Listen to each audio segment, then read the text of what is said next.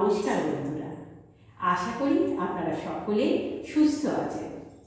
শীতের সকালে অলসতা দূর করতে, ঝটপট এনার্জি দিতে একটি সিম্পল এক্সারসাইজ দেখাবো। কি করবো আমরা? প্রথমে দুটো পায়ের মধ্যে কিছুটা গ্যাপ করব নিজেদের সুবিধা মতো। হাত দুটো শরীরের দুপাশে কাঁধ বরাবর লম্বা করে রাখবো। ডান হাত দিয়ে বাম পা এবং বাম হাত দিয়ে ডান পা টাচ করব। হাঁটু যেন অবশ্যই সোজা অবস্থায় থাকে। এবার করে দেখাই।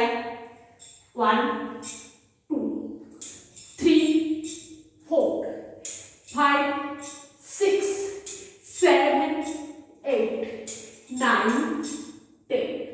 রিল্যাক্স। এটা হলো 1 সেট।